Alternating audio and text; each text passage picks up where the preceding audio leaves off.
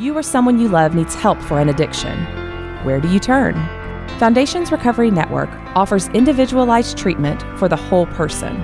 Our goal goes beyond short-term sobriety. We address substance abuse and co-occurring mental health issues together, providing a firm foundation for long-term recovery.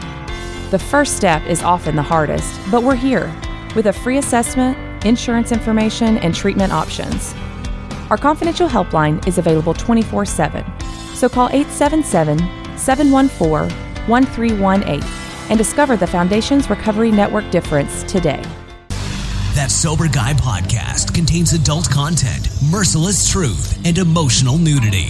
Listener discretion is advised.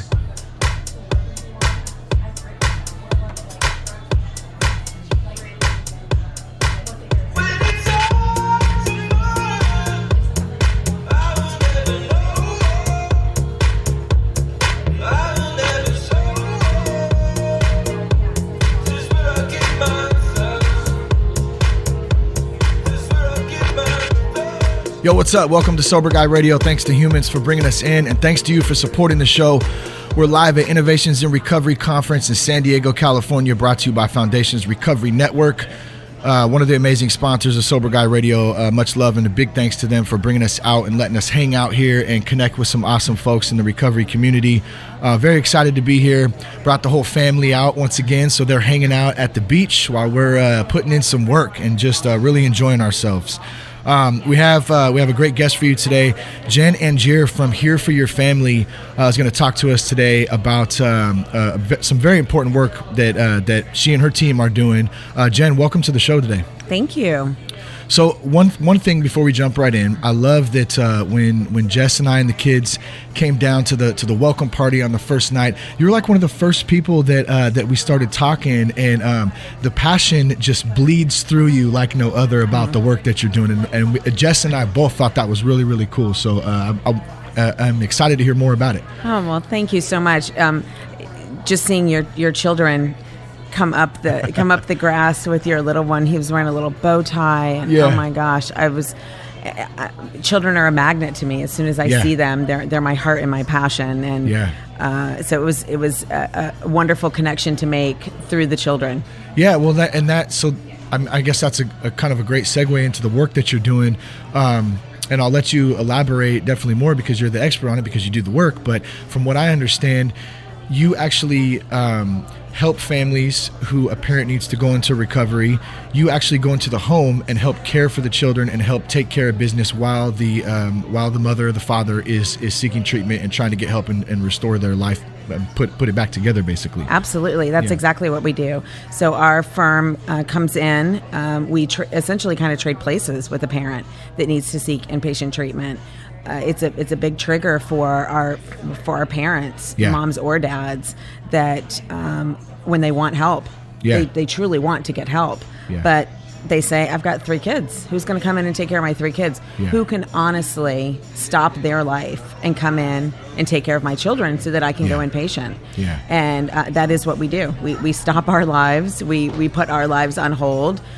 Personally, we move into our clients' homes and we assume their life and their world, and their routines and their everything that they do. You know, our lives are so busy in 2017. Everything is fast paced with short attention spans, and definitely. And it doesn't matter if you have 1 child, if you have 6 children. It doesn't matter how big the household is; they're all busy. And so, to think that somebody can come in and keep that moving for the children is important. I can't imagine having 6 children. I love my kids so much, but my wife, man, she crushes it and takes care of those kids, and I play, my part is trying to be the best dad I can too, but it is a tough thing. How do you go in to an environment like that and keep everything together? That's got to be quite a challenge, but quite rewarding, I'm sure, too. It is absolutely rewarding. We see children specifically, that are thriving when their family is in crisis because of the work that we're doing. So when we come into a family home it's not going well. They are at a point in their lives that they have a parent who is in a position where they need to seek residential treatment. So to be at that point, there's a lot of things that have fallen apart for them, and the children see that, and they experience that, and they feel that. So we see a lot of lack of routine and structure. Some families have had it and have lost it, and some families have never had it.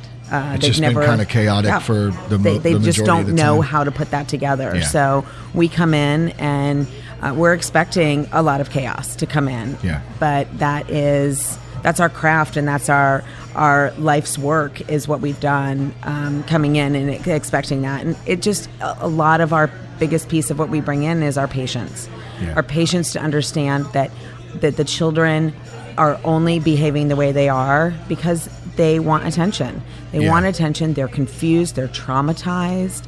There's a lot happening. Definitely when you have a parent. A product of the environment that they're living in. I'm sure it's probably pretty unstable and unpredictable at times, which I know from personal experience as a kid can be tough to deal with. A lot of emotional things going on there. Yes. So how long do you and your team come in for and actually stay? Like, what's standard operation, I guess? Yes. Well, so first of all, one caregiver comes in and stays the duration of the contract with the family. So we just have one. We have many family support specialists within our firm. However, just one comes into a family at a time. So they move in. We do, for any families that are parents in residential treatment, we do ask for a 5-week minimum, which mirrors a 30-day treatment program. And that's really for the longevity and the time to make some changes within the family. Yeah, I was going to say, because you have to actually establish some sort of routine, and that's not going to happen overnight. Even I would say 5 weeks is really a very short period of time to establish any kind of active routine and program, and then be able to take that and continue on with it after the 5 weeks. Yes. That's a whole nother story. Absolutely. So really the first 2 weeks that we come in, Shane, is we're teaching. We're seeing what's happening, what this family dynamic looks like when we come in, what we feel as the professionals it needs to look like, so that it caters to everybody. Yeah.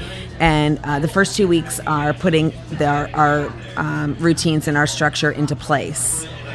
The next 3 weeks of our 5-week minimum, we're practicing. Yeah. We practice and practice and practice.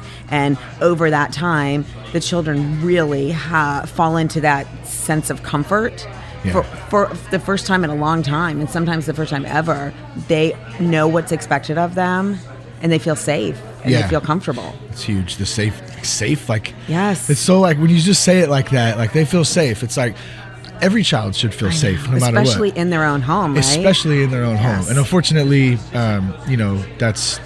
it's not always the case. But with programs like yours, I mean, that's what you're bringing to it. How does that...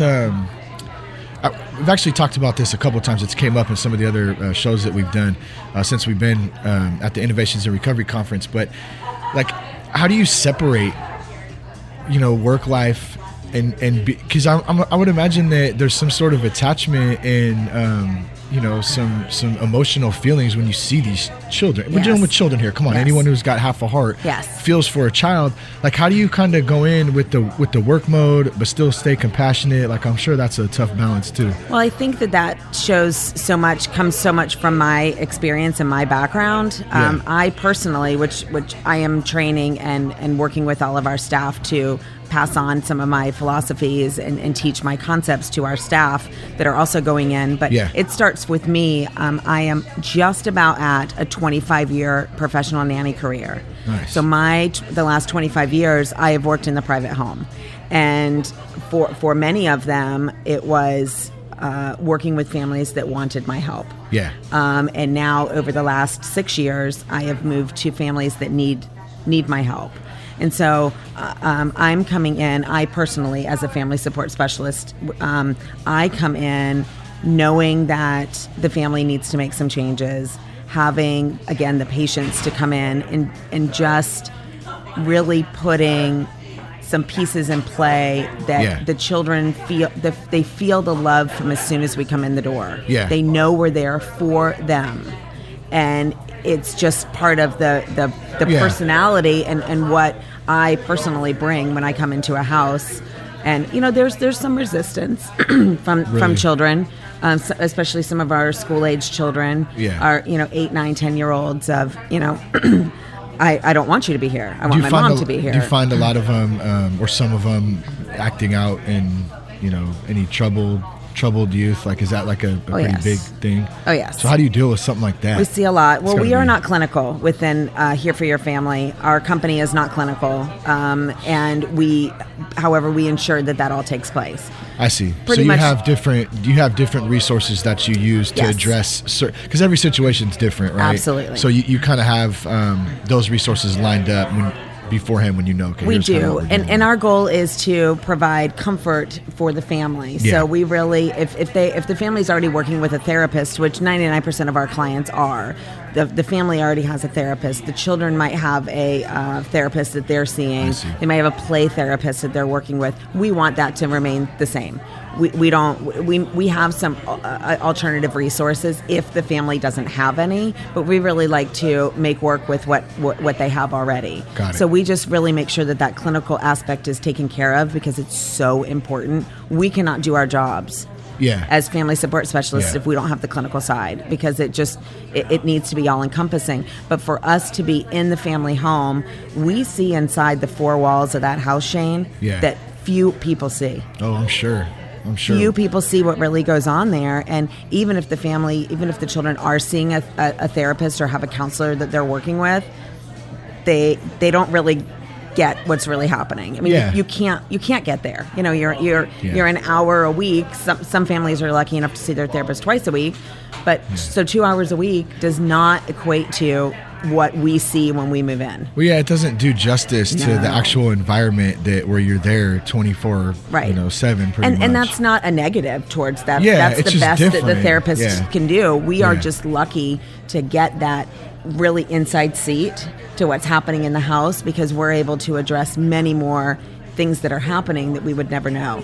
What do you love best about the work that you do? Like, what's close to you? What I love best is the safety and the consistency that we're able to leave for the families. The children really do have a total different mindset when we have finished working with them. And lucky enough, which is no accident, that's when their parents coming back. And so I wanted to ask you about that. Everybody's learning how to live life differently. Yeah. So parent goes to treatment, goes to residential, they're learning how to live life differently. Yeah. They're learning how to cope. They're learning different techniques and what to do with how to respond to some of their triggers. We are teaching that same concept to the children age appropriately at home. Got it. So so as a family collectively, everything's changing. There's a lot of things going on. I know for me, like coming back out of treatment and coming back home, that was like treatment. Don't get me wrong, I don't want to say it was easy, but it was easier than coming back home, because in treatment I have access to therapists and my the community in there. I'm not around drugs or alcohol. I don't have any of that. But when I go home, now I'm free to do whatever the hell I want, and it's up to me to be surrounded by that community and start practicing the things that I've learned. I came out wearing Wranglers. I never wore Wranglers in my life. And I had this week stint where I didn't really know who the hell I was. Like, I couldn't find my identity. Yeah, my wife will tell you, it's hilarious. And so I guess my point to that is it can be very confusing at times. So what is, take me, what's one story that really stands out to you that you see that you just makes you smile, that you really saw a successful transition from that period? Yes. So when we do typically stay, first of all, a week, sometimes 2 weeks, to coach a family and a parent back into their home. Yeah. We want their home is different. We want it always to be recognizable, but it's a healthier home, certainly, than what they left it. Yeah. So just being able to be there for them to help bridge that together and have a comfort to them coming home, because it is scary to come home. But I had a mom come home, and I had not, this particular experience in this particular contract, I had not met the mom before she left. I see. For treatment. And so I did not meet her until 8 weeks later when she came home from treatment. She walked in her front door, and I had been living in her home with her children for the last 8 weeks. And she hugged me and crying in my ear said, "Please don't leave me. I can't do this without you." Wow. And to have that kind of introduction to a vulnerable woman that was scared as all get out to come home. Yeah. And her main trigger, her top main trigger was her child. Really? Was her 11-year-old child and the behaviors that her 11-year-old child exhibited. And it's scary for a parent to admit that they don't like their child and that they don't want to be around their child and that their child scares them. Yeah. And so to be newly in recovery, newly in coming home, and having to greet that child and see that child is terrifying. And that's when she said, please don't leave me. I can't do this without you. So to be able to stay with them and show her not only what we have done, but her daughter was so proud. Really? To show her the milestones that she hit. So she had her own success. Absolutely. In kind of learning how to deal with mom and or deal with her own self, even at 11. That's cool. So they're That's able really to cool. share one another's success with each other. Yeah. And they matched on a lot of them. That's awesome. And I don't think mom is expecting to match anything with her daughter. Yeah, I think right they on. had always been such knocking heads and always against each other that when they came home, she was expecting the same thing and thinking, how am I going to handle this? And they learned similar concepts. And so they were able to come together in a connection that they'd never had before. Jen, I love the work you're doing. Thank you. If anyone wanted to reach out to you, contact you, learn more about the program, where could they go? Yes, our website is www.jenangier.com, Jen, Angier, ANGIER.com. You can also search for Here for Your Family on the web. And we are family support specialists, and it is our goal to create a healthy environment for families that are in transition. And that's what our families are in when we're going for a new life of recovery. Jen, thanks so much for joining Sober Guy Radio. Great to be here at Innovations in Recovery, San Diego. Thanks for tuning in today. Peace, love, respect. Go to thatsoberguy.com for more information. Keep your blood clean.